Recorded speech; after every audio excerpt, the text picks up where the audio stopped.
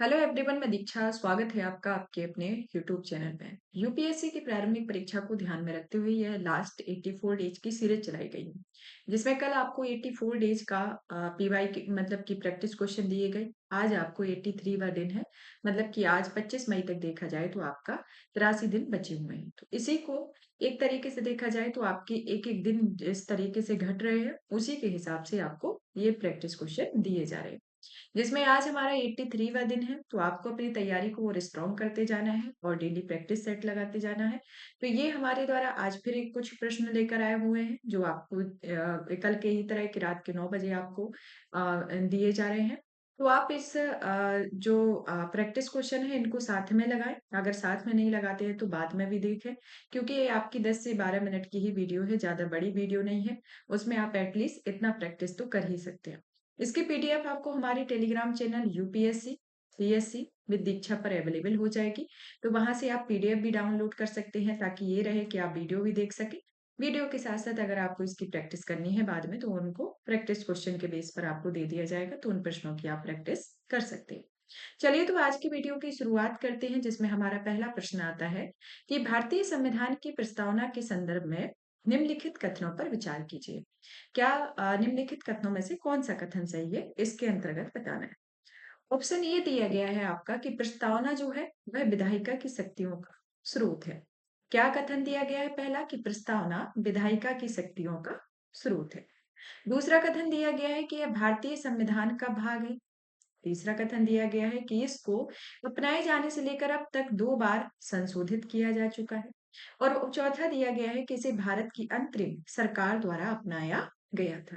तो अब आपको इनमें से बताना है, जैसे कि जब आप पॉलिटी को शुरुआत करते हैं तो उसमें सबसे पहले प्रस्तावना ही आता है।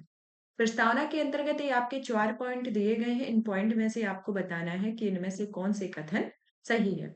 जैसे ऑप्शन ए दिया गया है केवल 1 और 2, ऑप्शन बी आपका केवल 3 और 4, ऑप्शन सी दिया गया है केवल 2, ऑप्शन डी दिया गया है 1, 2, 4। तो प्रस्तावना से रिलेटेड ये आपका प्रश्न है, तो इसके अंतर्गत आपको सही उत्तर की पहचान करनी है। तो आप सोचिए, आपने सोच लिया होगा, क्योंकि मैंने जितने टाइम लेके आपको बताया है, तो उसमें आप जिस तरीके से हम बता रहे हैं तो उसमें आप भी साथ में उसमें अपना सॉल्व करते जाइए, क्योंकि ये प्रैक्टिस क्वेश्चन है। तो ये रहेगा कि आप अगर हमसे पहले उत्तर को बता मतलब कि सोच लेते हैं, तो वो आपके लिए फायदेमंद ही होगा। फिर अभी इसका आंसर बताते हैं, आंसर के साथ इसकी व्याख्या बताते हैं। तो पूरा डिटेल में आपका, अगर एक टॉपिक आया हुआ है तो उस टॉपिक से रिलेटेड जो भी इम्पोर्टेंट पॉइंट होते हैं वो सभी आपके रिवाइज हो जाए। तो इसमें देखा जाए तो ये आपका क्या है, प्रस्तावना जो है विधायिका की शक्तियों का स्रोत है, तो ये तो कतई नहीं है।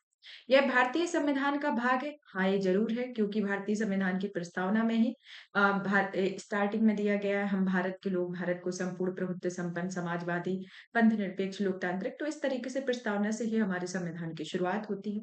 इसको अपनाए जाने से लेकर अब तक 2 बार संशोधन किया जा चुका है।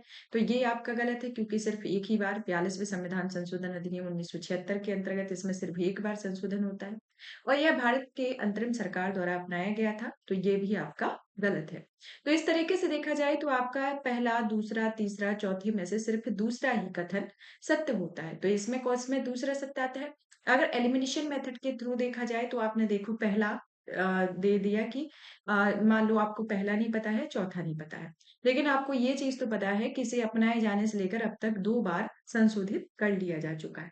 तो 2 बार संशोधित कर लिया जा चुका है, तो ये आपका जिसमें होगा, तो ये आपका जो ऑप्शन बी है ये तो ऑटोमेटिक गलत हो जाएगा, मतलब कि क्योंकि इसमें 3 और 4 दिया गया है, ये गलत हो गया। अब आपको पता करना है कि इसमें पहला सही है कि दूसरा सही है कि तीसरा चौथा सही है। तो इसके अंतर्गत आपको पता करना है।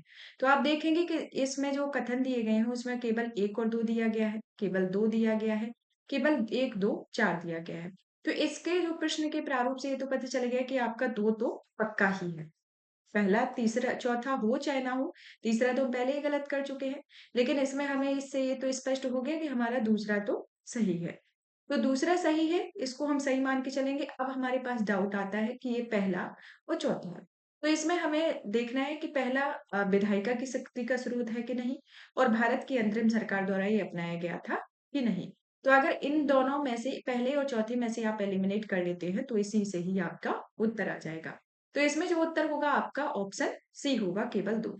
चलिए इसकी व्याख्या जान लेते हैं कि भारतीय संविधान सभा की जो प्रस्तावना है उसे सर्वप्रथम पंडित नेहरू के द्वारा, जो पंडित जवाहरलाल नेहरू भारत के पहले प्रधानमंत्री रहते हैं, उनके द्वारा उद्देश्य प्रस्ताव रखा जाता है। कब रखा जाता है? 13 दिसंबर 1946 को ये उद्देश्य प्रस्ताव को संविधान सभा में रखा जाता है। जब उद्देश्य प्रस्ताव को रखा जाता है तो यह प्रस्तुत किया जाता है या संविधान सभा द्वारा जब अपनाए जाने पर इसे पारित कर लिया जाता है, यानी कि पहले रखा जाता है तो उसके बाद उसे पारित कर लिया जाता है। तो पारित करने के बाद जब 42वां संविधान संशोधन अधिनियम 1976 में इसमें एक संशोधन किया जाता है। किन किन क्षेत्रों में, मतलब कि किन किन शब्दों में संशोधन किया जाता है? समाजवादी, धर्मनिरपेक्ष और अखंडता शब्दों को इसके अंतर्गत शामिल किया जाता है। तो ये आपके 3 शब्द होते हैं जिसके अंतर्गत इसमें संशोधन करके इसमें प्रस्तावना में ऐड ऑन किया जाता है। कौन कौन सा? समाजवादी, धर्मनिरपेक्ष, अखंडता शब्दों को इसमें ऐड ऑन किया जाता है। केशवानंद भारती मामले 1973 में उच्चतम न्यायालय ने यह व्यवस्था दी की थी कि प्रस्तावना संविधान का भाग है। तो ये भी आपका कई बार पूछा जाता है कि किस वाद में कहा गया था कि संविधान का भाग है या संविधान का भाग नहीं है। और एक और केस आया था एलआईसी ऑफ इंडिया मामले 1995 में भी पुनः उच्चतम न्यायालय ने व्यवस्था दी हुई थी कि प्रस्तावना संविधान का भिन्न भाग है। तो इसके बारे में भी प्रस्तावना के बारे में कहा गया था। और वर्तमान स्थिति के अकॉर्डिंग देखा जाए तो वर्तमान स्थिति में प्रस्तावना संविधान का भाग है। हालांकि प्रस्तावना ना विधायिका की शक्ति का स्रोत है, ना ही उसकी शक्तियों पर प्रतिबंध आरोपित करती है।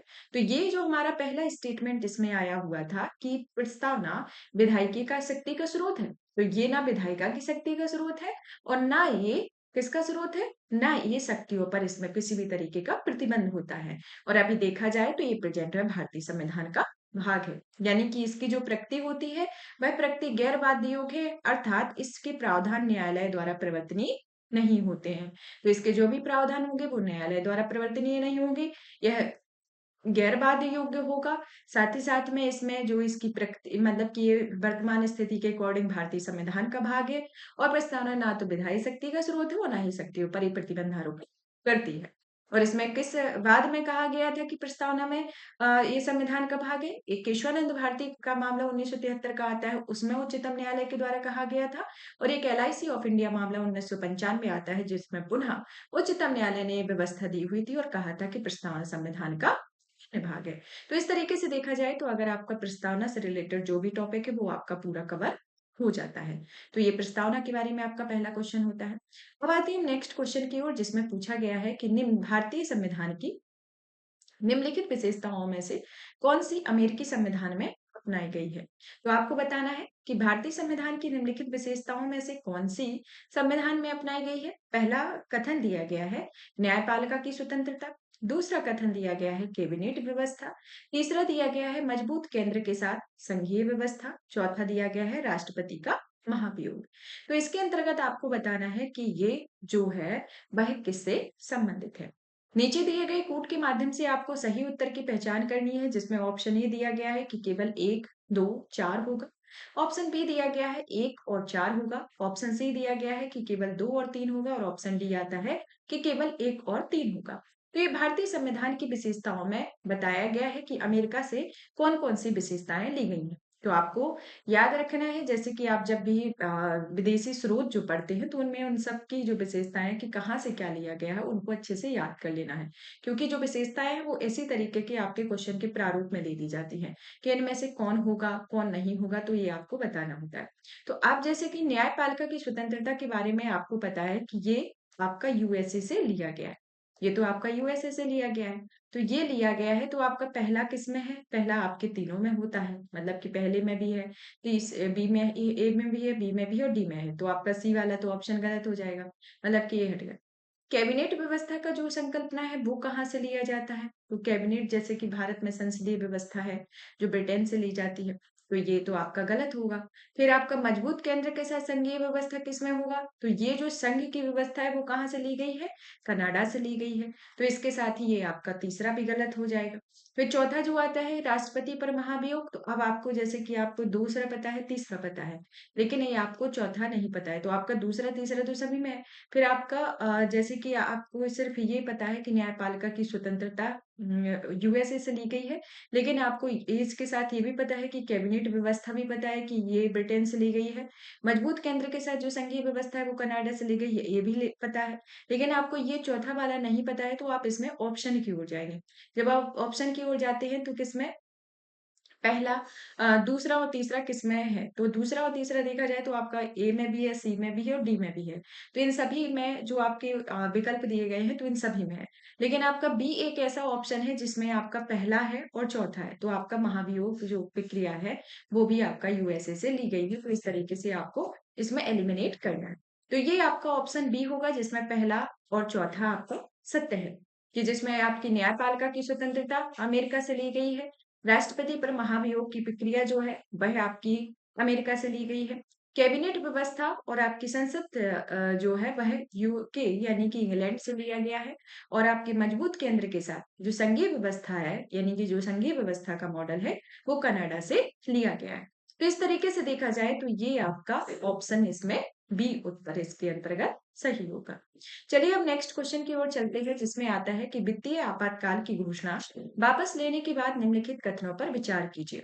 यानी कि वित्तीय आपातकाल की जब घोषणा वापस ली जाती है तो उस टाइम पर कौन कौन सी स्थितियां होती हैं, तो इनके कथन के माध्यम से आपको बताया गया है। तो इसमें से बताना है कि आपका कौन सा कथन सही है। पहला कथन दिया जाता है कि राष्ट्रपति द्वारा किसी भी समय एक अनुवर्ती घोषणा द्वारा वित्तीय आपातकाल की घोषणा वापस ली जा सकती है। तो क्या कहा गया है कि राष्ट्रपति द्वारा किसी भी समय एक अनुवर्ती घोषणा द्वारा वित्तीय आपातकाल की घोषणा को वापस लिया जाता है। फिर आता है दूसरा कि ऐसी घोषणा को संसदीय मंजूरी की आवश्यकता नहीं होती है। तो आपको बताना है कि इनमें से पहला कथन सत्य है कि दूसरा कथन सत्य है। ऑप्शन ए के अंतर्गत कि केवल एक सही है, ऑप्शन बी में केवल दो सही है, ऑप्शन सी में एक और दो सही है, ऑप्शन डी में ना तो एक सही है ना तो दूसरा सही है। तो इसके अंतर्गत आपको बताना है, तो इसमें देखा जाए तो आपके दोनों ही कथन सत्य होते हैं। दोनों कथन सत्य होते हैं तो आपका ऑप्शन सी आता है कि यह राष्ट्रपति के द्वारा किसी भी समय एक अनुवर्ती घोषणा द्वारा वित्तीय आपातकाल की घोषणा वापस ली जा सकती है। और यह घोषणा जो है वह संसदीय मंजूरी की आवश्यकता इसके अंतर्गत नहीं होती है। और इसमें ऐसी कोई सी भी घोषणा को इसकी आवश्यकता के तहत नहीं देखा जाता है। तो ये इसका एक्सप्लेनेशन होता है। तो इस तरीके से आपका ऑप्शन सी होता है। अब आते हैं नेक्स्ट क्वेश्चन की ओर जिसमें पूछा गया है कि निम्नलिखित में से कौन सा संसदीय तंत्र की विशेषताएं हैं।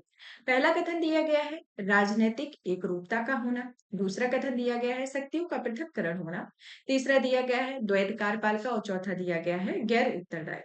तो इसके अंतर्गत आपको बताना है कि संसदीय तंत्र की विशेषताएं क्या है, कि संसदीय तंत्र जो अपनाया गया है भारत में तो इसकी कौन कौन सी विशेषता है।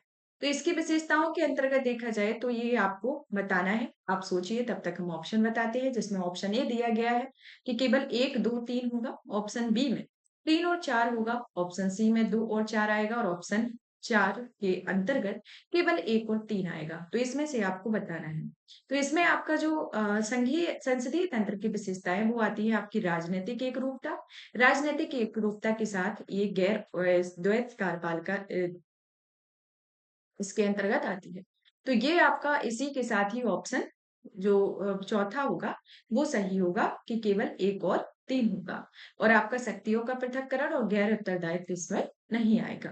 चलिए इसकी व्याख्या को जान लेते हैं कि जो गैर उत्तरदायित्व और शक्तियों का जो पृथक्करण है वह राष्ट्रपति शासन की विशेषताएं होती है, जबकि राजनीतिक समरूपता और कार्यपालिका संसदीय तंत्र की विशेषता होती है। तो ये जो दो विशेषताएं हैं ये आपकी कौन सी विशेषताएं होती हैं, ये आती है शक्तियों का पृथक्करण और गैर उत्तरदायित्व आपके राष्ट्रपति शासन की विशेषताएं हुई। और ये जो दो विशेषताएं हैं वो आपकी संसदीय तंत्र की विशेषताएं होती हैं। तो इस तरीके से आपको याद रख लेना है और ये आते ही है या आपकी संसदीय तंत्र की विशेषताओं के बारे में पूछा जाता है या फिर एकात्मकता और संघीय विशेषताओं के बारे में भी पूछा जाता है। तो इस तरीके से आपके क्वेश्चन आते हो, इसी तरीके के फॉर्म भी दे दिए जाते हैं। तो ये आपका इसमें ऑप्शन डी होगा और ये इसकी व्याख्या रही। चलते हैं अब नेक्स्ट क्वेश्चन की ओर कि निम्नलिखित कथनों में से कौन सा 74वें संविधान संशोधन अधिनियम के संदर्भ में सही है। पहला कथन कहता है कि इसमें नगर पालिकाओं को संवैधानिक दर्जा प्रदान किया गया है। दूसरा कथन कहता है कि इस अधिनियम द्वारा भारत के संविधान में नया भाग 9A जोड़ा गया है। और तीसरा कथन दिया गया है कि इस अधिनियम के माध्यम से ग्राम सभा को पंचायती राज व्यवस्था में आधारभूत बनाया गया है। तो इसके अंतर्गत आपको बताना है कि इनमें से कौन कौन से कथन सत्य है। पहला कथन ऑप्शन ए दिया गया है केवल एक होगा, ऑप्शन बी में केवल 1 और 2 होगा, ऑप्शन सी में केवल 1, 2 और 3, ऑप्शन डी में 1, 2, 3। तो इस 74वें संविधान संशोधन अधिनियम के अंतर्गत आपको बताना है, तो इसमें पहले कथन की ओर चलते हैं और पढ़ते हैं कि इस अधिनियम ने नगर पालिकाओं को संवैधानिक दर्जा प्रदान किया। तो ये तो आपकी सत्य बात है, क्योंकि 73वां संविधान संशोधन जो है वह पंचायतों से रिलेटेड है और 74वां जो आता है आपका नगर पालिकाओं से संबंधित है। इसके द्वारा भारतीय संविधान में नया भाग जो है 9A जोड़ा गया। तो जो 9 है वह आता है आपका पंचायतों से रिलेटेड, 9A आता है आपका नगर पालिकाओं से रिलेटेड। इस अधिनियम के माध्यम से ग्राम सभा को पंचायती राज व्यवस्था में आधारभूत बनाया। तो ये आपका गलत है, क्योंकि इसमें नगर पालिकाओं को आधारभूत बनाया। तो इस तरीके से देखा जाए तो ये नगर पालिकाओं से रिलेटेड है और आपका जो 73वां संविधान संशोधन अधिनियम आता है वो पंचायतों से रिलेटेड है। तो ये आपका तीसरा कथन इसमें गलत होता है। तो आपका पहला और दूसरा कथन किसमें सत्य है, तो ये आपका इसके अंतर्गत आता है। तो केवल 1 और 2 होगा, तो ऑप्शन बी आएगा। तो ये आपका ऑप्शन बी होगा। अब हम इसकी व्याख्या को जान लेते हैं। इस अधिनियम ने भारत के संविधान में नया भाग 9A शामिल किया। तो क्या किया कि इसमें जो अमेंडमेंट हो गया उसके अंतर्गत 9A को जोड़ा गया। 9A को जोड़ा गया और इसे नगर पालिकाएं नाम दिया गया। तो क्या नाम दिया गया इसके अंतर्गत? नगर पालिकाएं इसका नाम दिया गया। और इसमें कौन कौन से आर्टिकल जोड़े गए? अनुच्छेद आपके 243 पी से 243 जेड जी तक इसमें इन अनुच्छेदों को शामिल किया गया। और इस अधिनियम के कारण ही 12वीं अनुसूची जोड़ी जाती है। पंचायतों से जो 73वां संविधान संशोधन है उसके द्वारा 11वीं अनुसूची जोड़ी जाती है और इसके द्वारा 12वीं अनुसूची जोड़ी जाती है। जो पंचायतें हैं उसके लिए एक कंपैरिजन भी साथ में आपका होता जाएगा। उसमें 29 विषयों को शामिल किया जाता है और नगर पालिकाओं में 18 कार्यकारी विषयों वस्तुओं को उल्लेख किया जाता है। और इसका उल्लेख भी किसमें दिया गया है? इसका उल्लेख भारतीय संविधान का जो अनुच्छेद 243 का डब्लू है इसके अंतर्गत इसमें इसका उल्लेख का प्रावधान भी किया गया। और आर्टिकल कौन से कब तक का है? 243 बी से जेड जी तक इसके आर्टिकल आते हैं। इस अधिनियम ने नगर पालिकाओं को संवैधानिक दर्जा प्रदान किया और इससे संविधान के नियोजित भाग के क्षेत्र अधिकार में लाया गया।